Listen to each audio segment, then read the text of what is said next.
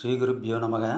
சத்சங்க ஆன்மீக அன்பர்கள் அனைவருக்கும் திருச்சி குப்புசுவாமி கணேசனின் நமஸ்காரங்கள். கீதை காட்டும் பாதை தொடர் சிந்தனையின் அத்தியாயம் 12 பக்தி யோகம் பற்றி இன்றும் சிந்திப்போம். பக்தன் என்ற இங்கு பக்தியை படிப்படியாக இங்கு சொல்லப்படுகிறது. உண்மையில் பக்தி என்பது பாதை இல்லை, அது ஒரு கற்பிக்கப்பட்டது ஒன்று. மார்க்கமாக இன்று பிரதிஷ்டமாக இருக்கிறது. பலவிதமான பாவனைகள் முக்திகள் உண்டு. சாலோக்கியம், சாயுஜ்யம், சாமீபியம், சாரூபியம் என்று இங்கு பக்தி சற்று வித்தியாசமானது. ஜெயதேவர், சைதன்யர், ஆழ்வார்கள், நாயன்மார்கள், பாகவத சம்பிரதாயம் இப்படி பல உள்ளன. பகவத்கீதையில் இப்படி எதுவும் இல்லை. இதுதான் இரண்டிற்கும் வித்தியாசம். பக்தி ஆன்மீக வாழ்வில் இருக்க வேண்டியது முக்கியமான ஓர் அடிப்படை உணர்ச்சி. குரு சாஸ்திரம் இடத்தில் நம்பிக்கை தேவை. அதுபோல் பக்தியும் முக்கியம். சாஸ்திர பக்தி, குரு பக்தி, ஈஸ்வர பக்தி ஆன்மீக வாழ்வில் இருக்க வேண்டிய ஒரு உணர்ச்சி. கர்மயோகத்தில் பக்தி அடிப்படை தகுதியாக இருந்தால்தான் கர்மாவே செய்ய முடியும். ஸ்ரத்தா பக்தி அவசியம்.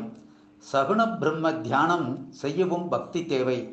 ஞான யோகத்திற்கும் பக்தி வேண்டும். உள்ளே நுழையவே முடியாது பக்தி இல்லாவிட்டால். பக்தி என்பது அனைத்து சாதனத்திலும் உள்ளது. ஞான யோகம் மற்றும் கர்மயோகம் உண்மையை தெரிவிப்பது. விஷயம் எல்லாம் ஞான யோகத்தில் அடங்கும். வேதங்களில் வைதிக கருத்தை பார்க்கும்போது பக்தி இல்லாமல் எந்த சாதனையும் கிடையாது. பக்தியே பிரதானம் என்று சொல்லலாம்.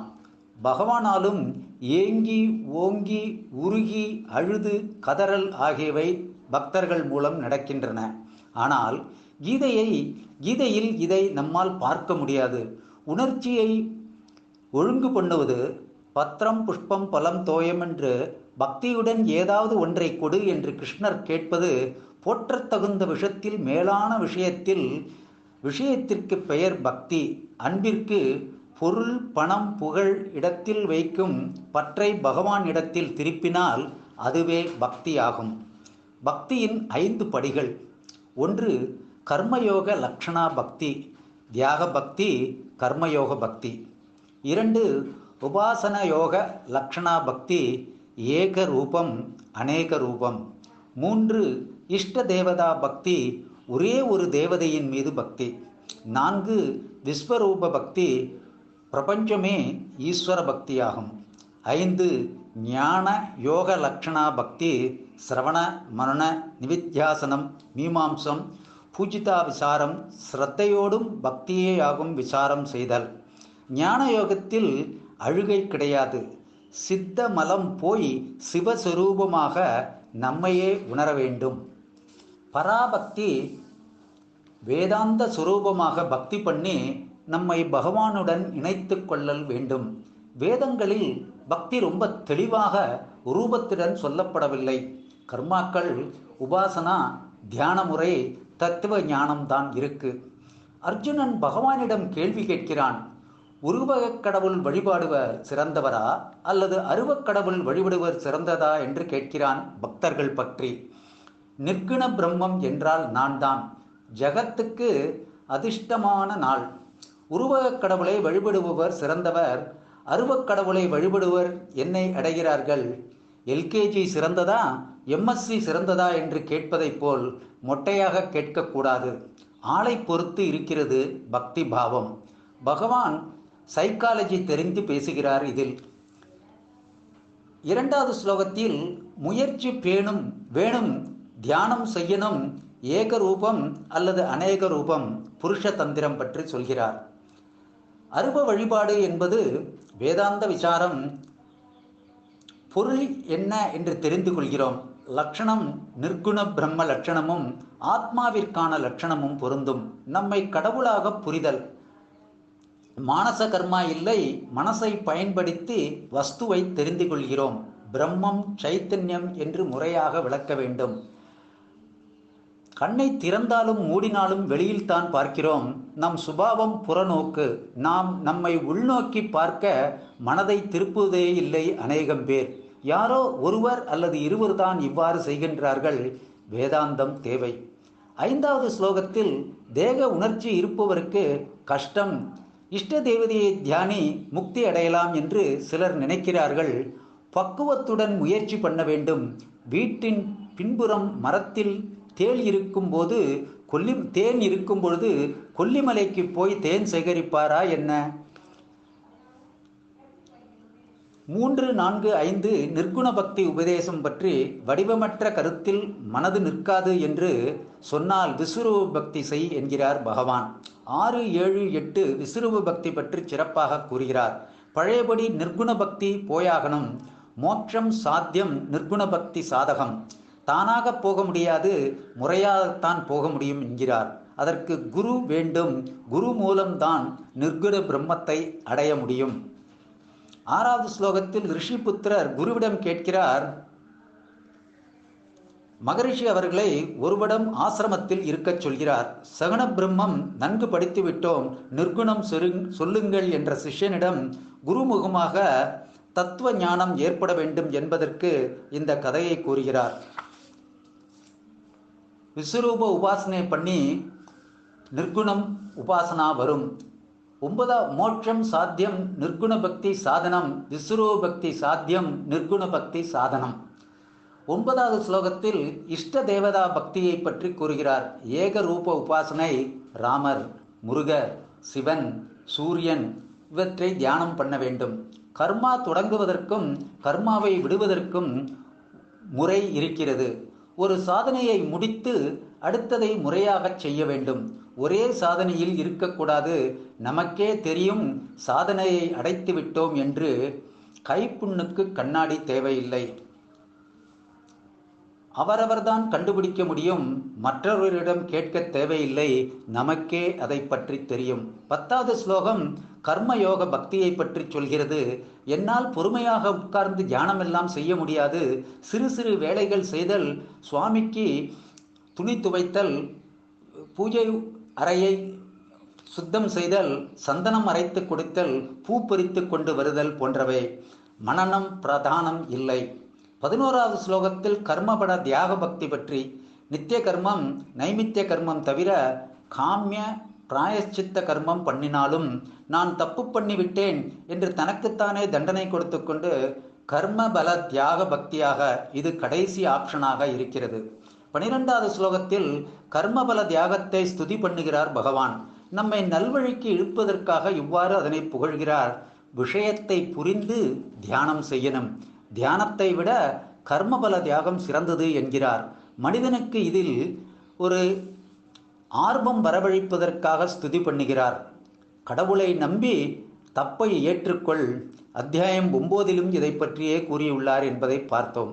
ஆகவே ஆன்மீக வாழ்வை செய்த தப்பை ஒத்துக்கொண்டு நல்லதை அர்ப்பணம் செய்து இறைவனை ஒரு வடிவில் தியானம் செய்து விஸ்வரூப தியானம் பண்ணி கர்மபல தியானத்தை தியாகம் செய்ய வேண்டும் என்கிறார். முக்தியை கொடுப்பது நிர்குண பக்தியே ஆகும். இதுவே மோட்சத்தை அடைவதற்கான சாதனமாகும். விவேக சூடாமணியில் குரு சிஷ்யனிடம் பெரியோர்கள் போன அதே வழியை உனக்கு காட்டிக் கொடுக்கிறேன் என்று குரு சிஷ்யனுக்கு அபயப்பிரதானம் கொடுப்பதாக ஆதிசங்கரர் தன்னுடைய வியாக்கியானத்தில் கூறுகிறார்.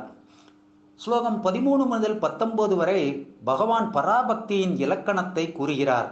அத்வைத பக்தர் அக்ஷரத்தில் உள்ள செல்பவரின் குணங்கள் ஆகியவை சிறப்பாக கூறப்படுகின்றன. அனைத்து உயிர்களிடத்திலும் துவேஷம் இல்லாதவன், எல்லாமே சுத்த சைத்தன்யமாகி எனக்குத்தானே உபாதி, எல்லா ஜீவராசிகளிலும் இருக்கும் சைத்தன்யம் நான் என்கிறார் பகவான். ஒன்றையே பார்க்கின்ற ஆத்மாவிற்கு கவலை ஏது, கஷ்டம் ஏது, சோக மோகம் இருக்காது என்கிறார். எல்லோரிடத்திலும் அன்புடன் பிரியமாக கருணையோடு இருப்பவன் துன்பப்படுபவர்களிடத்தில் தான் துன்பப்படாமல் அதே சமயம் அந்த துன்பத்தினை உணர்ந்து கருணை காட்டுபவன் பராபக்தன் என்று கூறுகிறார். பகவான் கருத்துக்களை தெளிவாக கூறுகிறார். இரண்டுமே அவசியம். உருவக்கடவுள், அருவக்கடவுள் பக்தி என்பது. பக்தி என்பது உணர்ச்சி பூஜையாக வடிவெடுக்கிறது. உள்ளத்தின் பக்தியை வெளிப்படுத்துவது கர்ம பல தியாகம். கர்மயோகமே பக்தி. இஷ்ட தெய்வ தியானம் பக்தி. மெருகு ஊட்டுகிறோம் இதனை. அன்பு பக்தி இதை விருத்தி செய்தோம் என்று சொன்னால் நாளாக நாளாக சத்சங்க ஈடுபாடின் மூலம் பக்தி என்னும் உணர்ச்சி மெருகு ஏறும். விஸ்வரூப பக்தி, குரு பக்தி, வேதாந்த சாஸ்திர பக்தி, நிர்குண பிரம்ம பக்தி மற்றும் ஞானம். ஆசைகள் இல்லாதவன் சமுத்திரம் போன்றவன். மமகாரம், மயக்கம், குழப்பம் இல்லை என்று ஞானியை பற்றி கூறுகிறார் ஸ்லோகம் 12 முதல் 14 வரை. இங்கு யாரையும் வெறுப்பதில்லை. பற்று, அன்பு இவற்றை பற்றி வித்தியாசப்படுத்தி கூறுகிறார். உண்மையான பேரின்பம் சைத்தன்யம். விவகாரத்தில் பிறரை புரிந்து கொள்ளக்கூடியவன். பிறர் அழுவதை பார்த்து அவனை தேற்றுபவன். இவன் தத்துவ ஞானம் படித்திருந்தாலும் உன் கஷ்டம் புரிகிறது, கவலைப்படாதே, வா சத்சங்கம் போகலாம், முட்டாள் அழாதே என்று எப்பொழுதும் கூறமாட்டான். தனக்கு வந்தால்தான் தெரியும் தலைவலியும் திருகுவலியும் என்பார்கள். அதுபோல்தான் தனக்கு அபிமானம் இல்லை. நான் ஞானி என்று பிறருக்கு புரிய வைக்க வேண்டிய அவசியம் இல்லை. நான் பிரம்மஞானி என்ற எண்ணத்தை விடு என்கிறார் ஆதிசங்கரர். ஞானியின் லட்சணம் அவனுக்கு நான் என்ற எண்ணமும் இல்லை, என்னுடையது என்றும் இல்லை. ரொம்ப பொறுமைசாலி. பொறுமை உடையவனிடத்தில் பிறரின் செயல்கள் எரிபொருள் இல்லாத நெருப்பு போல் அணைந்துவிடும். நிர்பயக, அவன் பிறருக்கு இம்சை பண்ணுவதில்லை, அதனால் தானும் பயப்படுவதில்லை. அனைத்து உணர்ச்சிகளையும் நன்கு வென்றவன். பகவானை கூட அவன் சார்ந்திருப்பதில்லை. பராபக்தன். அகம் பிரம்மம். Self dependent. எளிமையாகவும் சுத்தமாகவும் இருப்பான். உடம்பு, பேச்சு, மனசு சுத்தமாக இருக்கும். நெருக்கடியிலும் சரியாக செயல்களை செய்பவன். Not involve in physical and worldly affairs. என் பக்தன் எனக்கு பிரியமானவன். முரண்பாடு மாதிரி இது தோன்றுகிறது. இல்லை, சிலரிடம் பிரியம் என்றால் மற்றவரிடம் பிரியம் இல்லை என்று அர்த்தம் இல்லை. என்னை நன்கு புரிந்து கொண்டவன், அதனால் நான் அவனிடம் பிரியமாக இருக்கிறேன் என்று கூறுகிறார். 17 முதல் 19வது ஸ்லோகத்தில் சுபாவமாக பேச்சு குறைந்தவன், அவனுக்கு இருப்பிடம் கிடையாது, பராபக்தன். அவனே சந்நியாசி ஆகின்றான். எங்கும் பிக்ஷை என்று தெரியாது. பராபக்தனை சந்நியாசி ஞானிக்கு ஒப்பிடுகின்றார். பராபக்தனின் லட்சணம் எதற்கும் கலங்காதவன். 20வது ஸ்லோகத்தில் யார் இதை கடைப்பிடிக்கிறார்களோ அவர்களை எனக்கு ரொம்ப பிடிக்கும். அம்மா பேச்சு கேட்கும் பிள்ளை போல் பராபக்தனும் பகவானும் இறைவனுடைய அன்புக்கும் பாத்திரர்கள் ஆக வேண்டும். அவரின் உபதேசத்தை பின்பற்றுவதன் மூலம் பரம தத்துவத்தை அதிகமாக சொல்லப்பட்டுள்ளது. பரமார்த்த தத்துவம் அதிகமாக சொல்லப்பட்டது. சாதன, சாத்திய, சித்த பக்தியானது விளக்கப்பட்டுள்ளது. விபூதி, விஸ்வரூபங்களில் இறையருள் விளக்கப்பட்டுள்ளதை போல். நாளை 13வது அத்தியாயத்தை பற்றி சிந்திப்போம். வாழ்க வளமுடன். குரு வாழ்க. குருவே துணை. நன்றி, வணக்கம். குப்புசுவாமி கணேசன்.